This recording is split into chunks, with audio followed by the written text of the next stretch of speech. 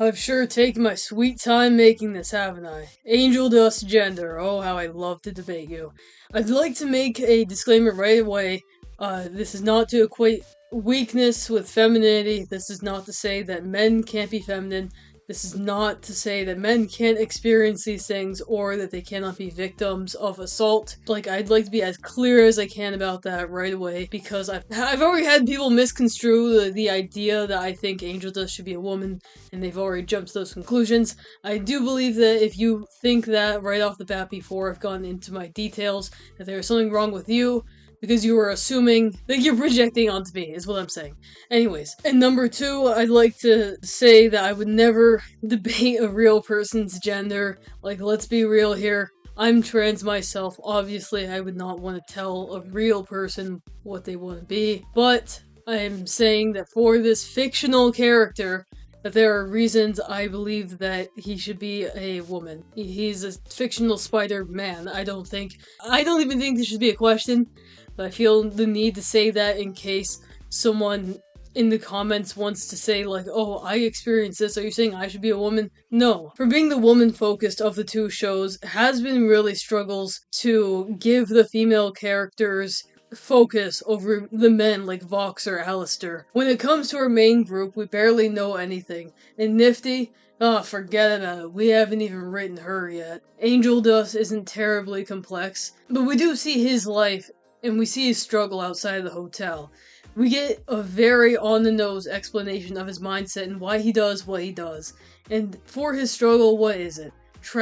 He's forced to put his body to the limits for adult films, and he's made to wear outfits that leave little to the imagination. And he gets roofied too. These are primarily struggles that women face, and that's not even talking about the harassment that Angel faces, like in season 2 when we see people trying to touch his chest. Something I know that women much more commonly experience. And I want to point out too, he doesn't just take this all the time.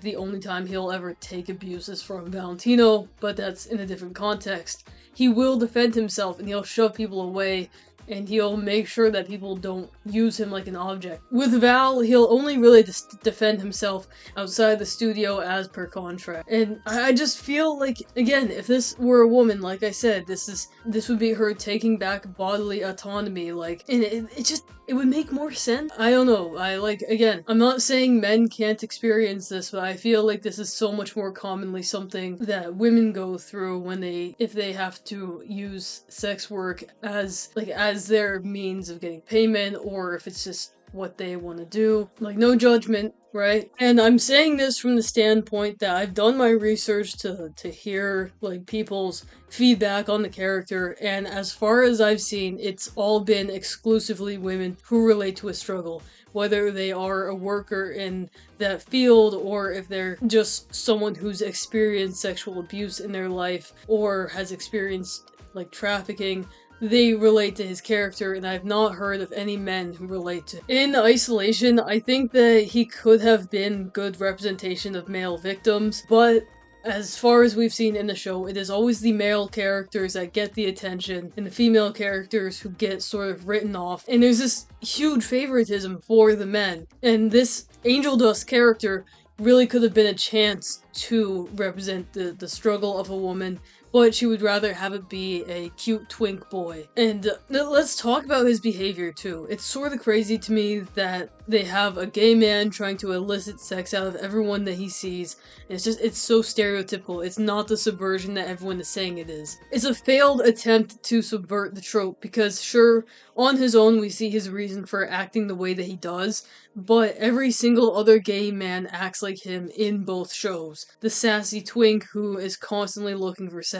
Like, trying to give him a more in-depth explanation for his behavior falls flat when this is seriously how you make characters like Stolas and Drolfus Visago. Yes, we haven't seen a lot of Visago or St. Peter yet, but they carry the same sort of energy to them. They have the same stereotypical trope of how they act as a twink. Fizzaroli too. Fizzaroli is another twink that is hypersexual in this way and is like maybe not harassing everyone, but he has the same type of personality. So Angel Dust's character kind of falls flat when you do that. And also, I just think that the way that they portray it, the way they have him say his reasonings for what he does, like no one talks like that. No one talks the way he did during his vent session. It's just so, everything is just spelled out and nothing happens after. But I'll try not to get too much on that because I do have another point I want to get to. Back to his abuse. It is insane how bad he gets it, not only in season 1, but in season 2 as well. To have him fall back on all of the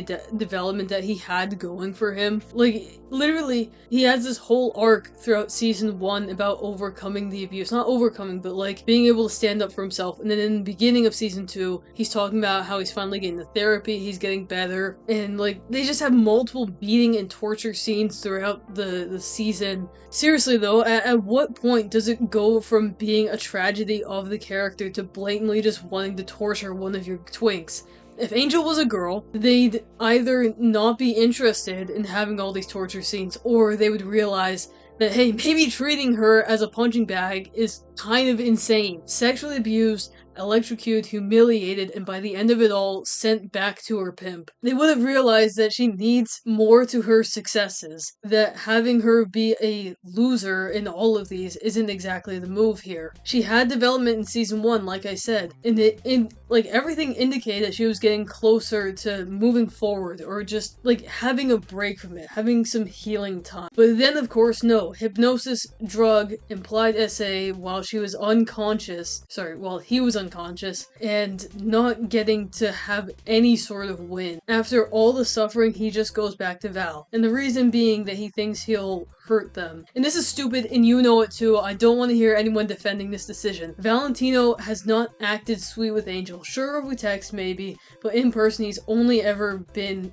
like, beating him senseless. Val even gives us, he gives Angel an evil, knowing smile. Like, there's no subtlety to his villainy. I think if they had Val come back to Angel, like, after the bomb and all that, and he, like, promised, I'll change, I'm sorry about everything I caused, I'm sorry what I did to you, I'll be better. Like, that would be more believable. Like, he would be luring Angel back in, like, hey, I'll change. You saw what I did, I helped, I contributed. See, I'm becoming a better person.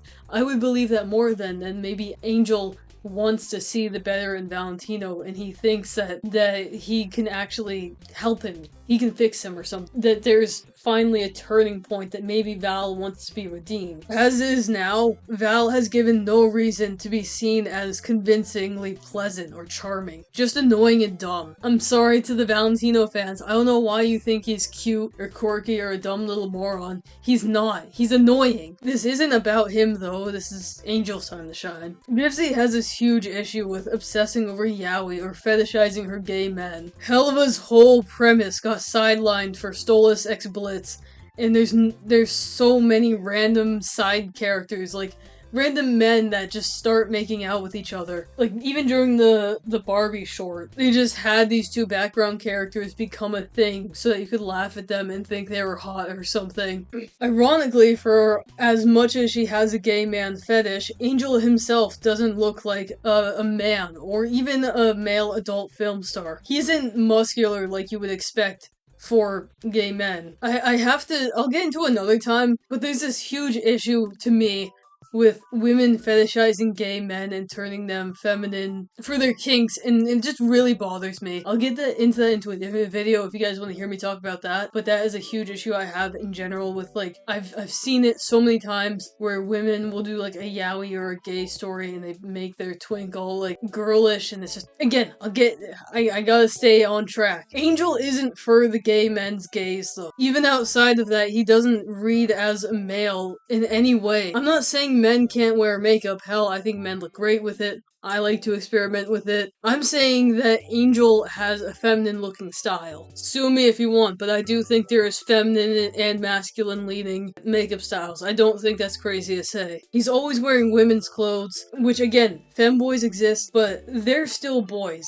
And typically, wear boyish clothing when lounging or not dressing up. And I would like to add too, that Valentino, God forbid I'm using Valentino as an example of something good here, but Valentino wears feminine and masculine outfits. He still reads as a male. Like when he is wearing his feminine clothes, you can still tell that's a man, that's a feminine man. But Angel, like in his silhouette, you can so clearly his chest is like, it's shaped like breasts. Like, there's no other way to put it. He even has, like, the same sort of cleavage as Cherry Bomb. They even make jokes with it, too. Like, in season 1, they have a joke with him, like, playing with them or something. It's like they want him to be a her, but they just won't fully commit to making him a girl. Because that would mean having to care about a woman in this show, and it would mean that they can't torture a twink anymore. And I want to add too, before I go to my next point, I'm a huge fan of JoJo, if you guys didn't pick up on that from my one poll. And the men in that, a lot of them are wearing effeminate clothing, or they're wearing very queer looking outfits.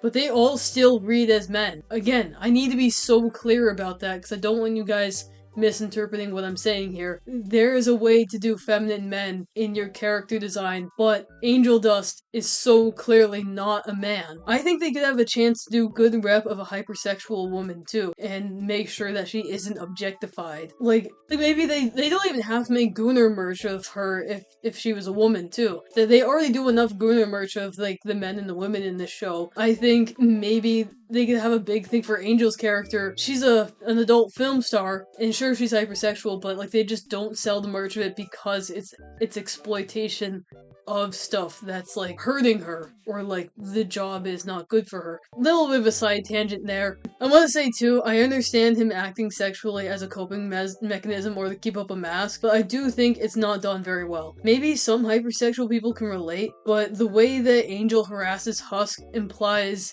that like people who are hypersexual have no boundaries and like don't respect that you don't want to be harassed by them at all. I'm more inclined to believe that like what they could do is they could have Angel Dust, like he makes these comments towards Husk who's uncomfortable with it, and then he stops, but then like a couple times it keeps slipping out, like the character slips a bit, and then like he tries to stop himself because he knows that Husk doesn't like it, and like the more Husk tries to call it out or talk to him about it, the more defensive he gets. Sort of a Jax thing going on maybe. When I redesign the characters, I'll talk about how I want to rewrite this behavior. I'll go in depth about how I think these characters could be worked on when I do all my like AU stuff, so don't worry, that will be a thing eventually. All in all, Angel Dust is a character who could not more obviously be written as a woman with the struggle, a woman's sort of empowerment, and drawn as a girl. I think, why wasn't he a woman? And again, I tried to articulate this as best as I could, because I think as far as I've seen, there is not many videos talking about this topic, and I feel responsible to represent these points as properly as I can. So I really hope that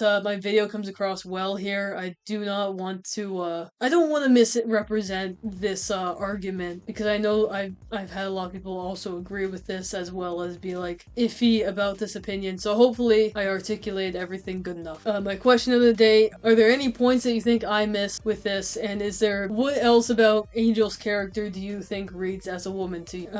Memberships are available. I'd like to shout out Sammy Lawrence and Maxton Zerwinski. Thank you very much for being members of the channel. Helps out a whole lot. Join our Discord if you would like to. And please be respectful in the comments too. Don't take this as some like, I am like anxious that people are gonna take this as an excuse to start misgendering me. Because for some reason people like to do that when they disagree with my points. They'll start doing that on purpose, and it just pisses me off. Like, I don't know. Whatever. Hate all you want. Alright, well, I love you guys, and thank you for watching. Again, let me know what I missed, because I tried to research this topic as best I could, and I wanted to articulate it as best I could. But again, I might not be the right person to talk about this because I'm not a woman myself. The women that I talk to in my life have brought up some really great points, and I tried to remember as many as I could. Anyways, that's enough of me rambling and extending the video. Love you guys, bye.